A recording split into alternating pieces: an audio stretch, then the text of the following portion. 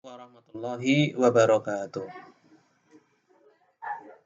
Innal hamdalillah hamdan katsira kama amar. Asyhadu an la ilaha illallah wahdahu la syarikalah. Wa asyhadu anna Muhammadan abduhu wa rasuluh. Amma ba'd. Anak-anakku semuanya yang dirahmati oleh Allah, anak-anak kelas 9, alhamdulillah. Bersyukurlah sekali lagi kita ucapkan kehadirat Allah karena di semester 2 ini kita bisa berjumpa kembali. Ini karena tidak lain dan tidak bukan adalah kasih sayang dari Allah Subhanahu wa taala yang telah dilimpahkan kepada kita semuanya. Anak-anakku, materi yang akan kita bahas pada kesempatan yang baik ini yaitu materi tentang takdir Allah, yaitu menerima takdir Allah. Di buku kalian ini termasuk bab yang ke-9. Anak-anakku, mari sebelum kita mengikuti pembahasan materi tentang takdir Allah ini, kita awali dulu pertemuan kita dengan membaca basmalah bersama-sama. Bismillahirrahmanirrahim. Nah, semuanya, tujuan pembelajaran yang akan kita bahas pada kesempatan yang baik ini adalah menjelaskan pengertian qadha dan qadar, menyebutkan ayat Al-Quran tentang takdir, menjelaskan macam-macam takdir Allah, menjelaskan ikhtiar, tawakal, menyebutkan hikmah beriman kepada takdir. Ya, kita mulai ya, anak-anak. Nah, kita masuk ke materi pengertian qadha dan qadar Allah. Qadha menurut bahasa yaitu ketentuan atau ketetapan. Kemudian qadha menurut istilah adalah ketentuan atau ketetapan dari Allah sejak zaman azali yang belum diketahui dan belum diterima oleh makhluknya. Lalu apa itu zaman azali? Zaman di mana belum ada ruang dan waktu. Zaman di mana hukum sebab akibat itu belum berlaku. Terus kemudian qadar menurut bahasa yaitu ukuran. Kemudian qadar menurut istilah yaitu ketentuan atau ketetapan yang telah diterima oleh makhluknya. Nah, terus kemudian qadha dan qadar ini dalam kehidupan sehari-hari dikenal dengan sebutan takdir. Sampai di sini jelas ya, apa yang dimaksud dengan qadha dan qadar. Untuk selanjutnya nanti kalian bisa mempelajari buku yang sudah kalian terima, ya, dikuatkan kembali materi tentang pengertian qadha dan qadar lewat membaca buku. Nah, apa yang sudah tersampaikan ini adalah kita ambil dari buku yang kalian miliki. Biar kalian punya kejelasan apa itu yang dimaksud dengan qadha dan apa itu yang dimaksud dengan qadar, ya. Terus kemudian anak-anak semuanya, ini surah Al-Hadid ayat 22. Ma asyaba min musibatin fil ardi wala fi anfusikum illa fi kitabim min qabli an nabra'aha inna dzalika 'alallahi yasir. Yang artinya tiada suatu bencana pun yang menimpa di bumi dan tidak pula pada dirimu sendiri melainkan telah tertulis dalam kitab yaitu Lauhul Mahfuz. Lauhul Mahfuz itu buku induk kejadian, ya. Buku induk awal penciptaan sampai akhir penciptaan. Nah, kemudian sebelum kami menciptakannya, ya, tentunya sesungguhnya yang demikian itu adalah mudah bagi Allah Subhanahu wa taala. Kita lanjutkan. Rasulullah Shallallahu alaihi wasallam bersabda, "Wa tu'mina bil qadari khairihi wa syarrihi." Jadi kalau kita melihat dari pengertian tadi, qadha dan qadar, di sini yang dimaksud dengan qadar itu adalah ketetapan, ketentuan yang sudah diterima oleh hamba, yang sudah diterima oleh makhluk. Nah, wa tu'mina bil qadari khairihi wa syarrihi. Nah, qadar di sini disebutkan di dalam hadis yang diriwayatkan oleh Muslim, ya, ada qadar yang baik dan ada qadar yang buruk. Nah, tentunya yang baik datang dari Allah, yang buruk disebabkan karena manusia atau makhluk tidak mentaati ketentuan hukum sebab akibat sunnah atau sunatullah, dan manusia keluar dari ketentuan dan manusia keluar dari hal yang sudah digariskan oleh Allah Subhanahu wa taala. Contoh sederhana seperti ini. Seseorang meninggal atau mati itu adalah sebuah takdir. Nah, seseorang meninggal, ada yang meninggal karena di jalan Allah, ada yang mati di luar jalan Allah atau dalam keadaan maksiat. Nah, tentunya ini adalah qadar, ketentuan. Setelah kita tahu kejadiannya, maka kita bisa mengetahui ini adalah qadar yang baik dan ini adalah qadar yang buruk. Nah, tentunya kejadian tadi, yaitu ada yang meninggal di jalan Allah, tentunya dia adalah sebuah pilihan untuk menjadi orang yang baik.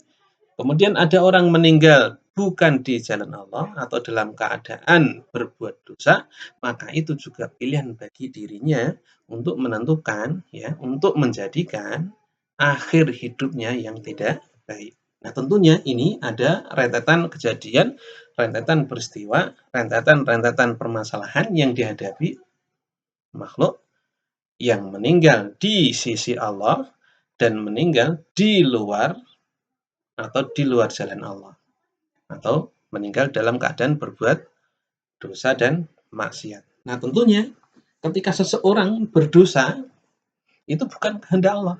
Ketika seseorang berbuat maksiat itu bukan kehendak Allah.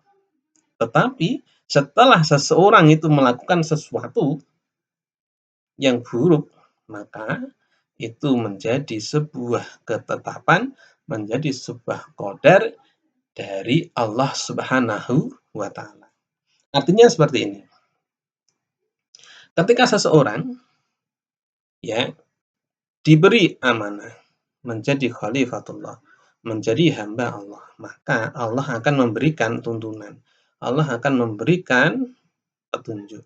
Allah akan memberikan pedoman.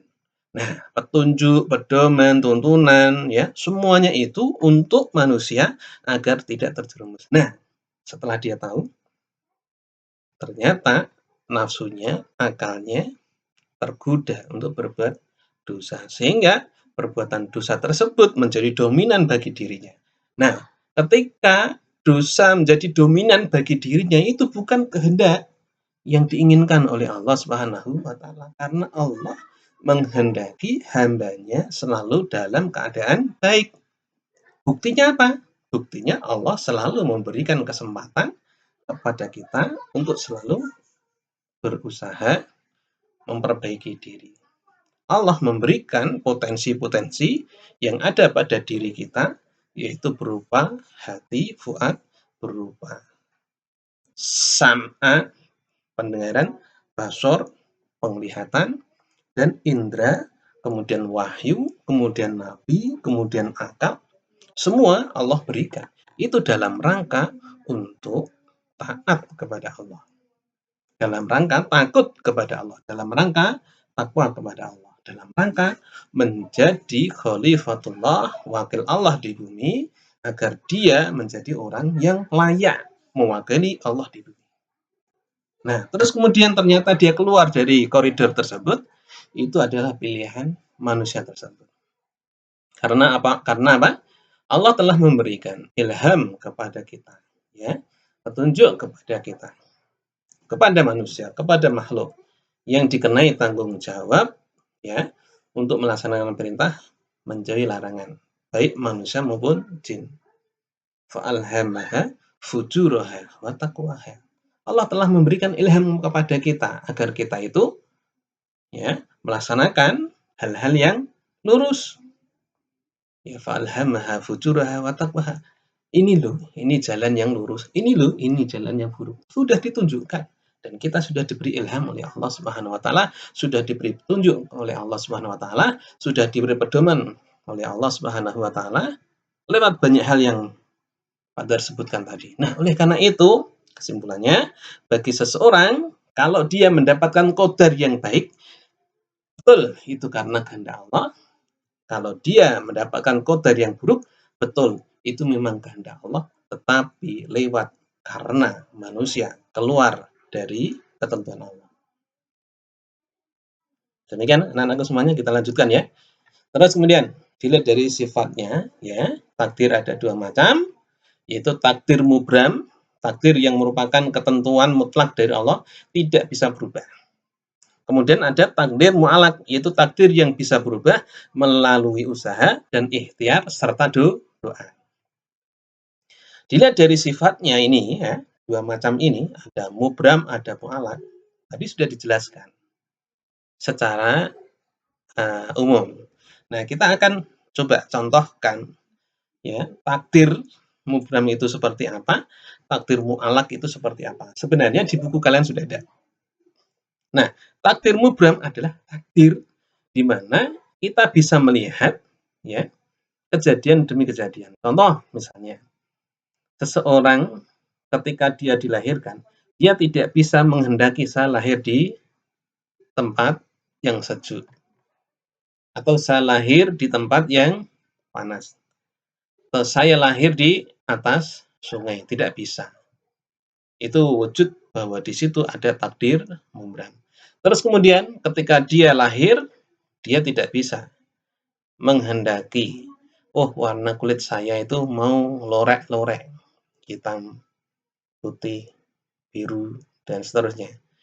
Dia tidak bisa seperti itu. Begitu dia dilahirkan, maka dia harus menerima warna kulit dari Allah Subhanahu wa taala tersebut. Terus kemudian kita melihat proses kejadian-kejadian dari lahir yang berawal dari tidak bisa apa-apa, hanya sekedar menangis, bisa jadi kebanyakan, diam, senyum, kemudian awalnya tidak bisa jalan, kemudian bisa jalan, ya, awalnya tidak bisa bicara, kemudian dia bisa bicara, kemudian menjadi anak-anak, menjadi remaja, menjadi tua, ya, kemudian meninggal dan seterusnya. Proses ini adalah sebuah takdir mubram. Tidak bisa berubah. Ya, tidak bisa berubah. Lahir, kemudian langsung berjenggot, tidak mungkin. Lahir, langsung tua, tidak mungkin. Ya, berproses, lahir dalam keadaan seperti yang sudah kita ketahui. Nah, itu namanya takdir mubram. Kemudian takdir mu'alaq adalah potensi yang dimiliki oleh makhluk untuk menjalani hidup ini. Contoh, dia awalnya tidak bisa jalan, kemudian dia bisa jalan. Awalnya tidak bisa bicara, dia bisa bicara. Awalnya tidak mengerti huruf, dia mengerti huruf. Awalnya tidak memiliki apa-apa, setelah dia bekerja memiliki apa-apa. Awalnya bodoh, setelah belajar menjadi pandai. Dan awalnya lemah menjadi kuat.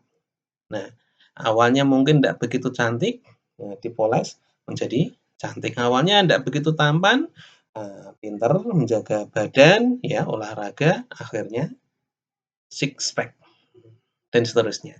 Nah, semua itu adalah takdir mu'alaq yang bisa dikejar oleh manusia agar dia eksis di dalam mengabdi kepada Allah, menjadi khalifahnya, menjadi hambanya. Jelas sampai di sini ya anak-anakku semuanya? Oke, jadi kalian semuanya anak-anakku dilahirkan dalam keadaan tidak tahu apa-apa. Allah ajarkan kepada kita. Allah beri potensi kepada kita. Hati, akal, indera, dan seterusnya. Agar kita mengupgrade diri kita menjadi lebih baik, lebih baik, lebih baik. Awalnya kita tidak punya apa-apa. Kemudian diberi potensi. Kita punya kekuatan, punya akal, punya kesempatan, punya usaha. Akhirnya bisa punya pekerjaan, punya perusahaan atau punya pekerjaan yang layak dan seterusnya, kita bisa menjadi punya apa dan seterusnya. Itulah takdir mu'allaq. Nah, semuanya dirahmati oleh Allah Subhanahu wa taala. Kita lihat ya, salah satu ayat Al-Qur'an, "Ainama takunu yudrikumul mautu walau kuntum fi burujim musyayyadah." Di mana saja kamu berada, kematian akan mendapatkan kamu, kendati pun kamu di dalam benteng yang tinggi lagi kokoh. Ini salah satu takdir mubram yang tidak bisa dihindari. Kalau sudah waktunya mati, ya mati. Kalau sudah waktunya wafat, ya wafat. Kalau sudah waktunya habis, ya sudah, kembali kepada kampung halaman kita, yaitu surga. Amin ya rabbal alamin. Terus kemudian ikhtiar atau berusaha. Kita menghadapi takdir itu, ya, terutama takdir mu'allaq dengan ikhtiar dan atau berusaha. Innallaha la yughayyiru ma biqaumin hatta yughayyiru ma bi anfusihim. Sesungguhnya Allah tidak merubah keadaan suatu kaum sehingga mereka merubah keadaan yang ada pada diri mereka sendiri.